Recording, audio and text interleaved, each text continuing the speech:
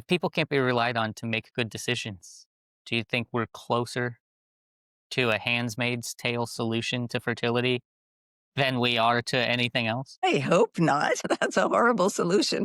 It's gonna be reactionary, it's gonna be mandatory. I mean, we made the COVID vaccine kerfuffle.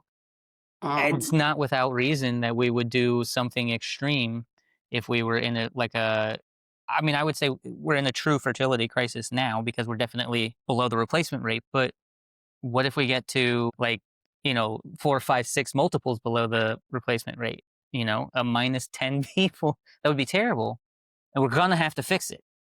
Absolutely, absolutely. In some countries, it is that bad. I think the lowest fertility rate is in South Korea. Mhm. So a replacement level is 2.1 children per woman. I think the United States is at about 1.63 approximately. Canada is about 1.2 something. I believe South Korea is at zero point 0.6. It's very, very low. Yikes. Yeah, yeah.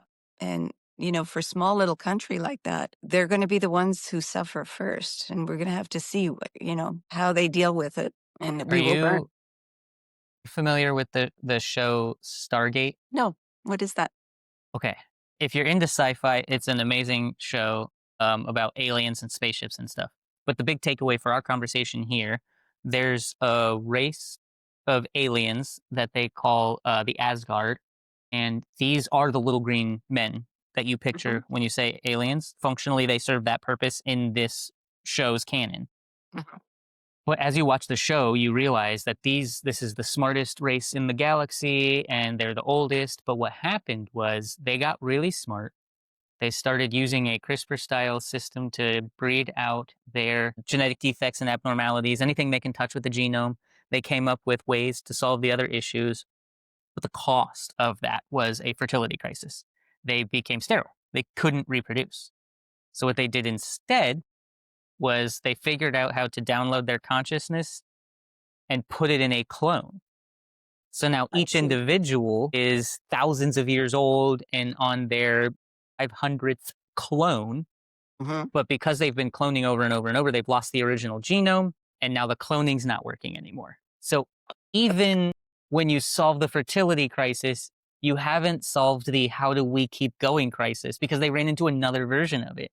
And that's kind of the big arc of their story. And they're trying to figure out how to find preserved remains around the galaxy of someone from pre cloning so that they can introduce the genome back in and solve that problem of the clones not taking anymore.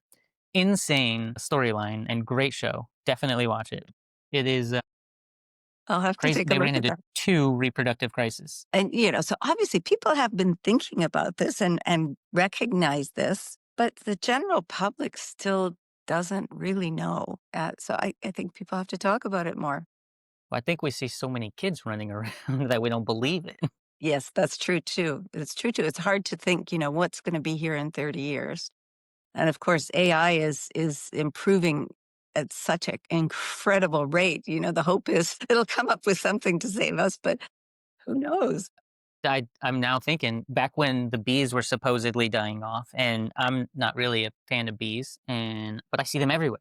And I'm like, when are they going to die off? They're still here. I see them every day. I see at least one.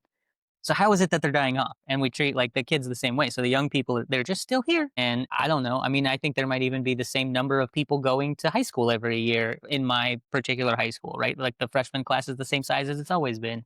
So there's nothing outwardly showing me that there's a shortage of babies. That's right. That's right. So it is hard to believe Yeah, that it's an issue. that's going to make it a lot harder to address the issue. Yes. Yeah, that's true. It's just like global warming. It's not real. Doesn't Mhm. feel hot outside. Only that it does.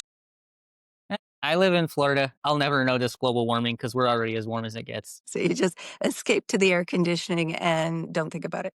Yeah, right. Fair enough. Hmm, hmm.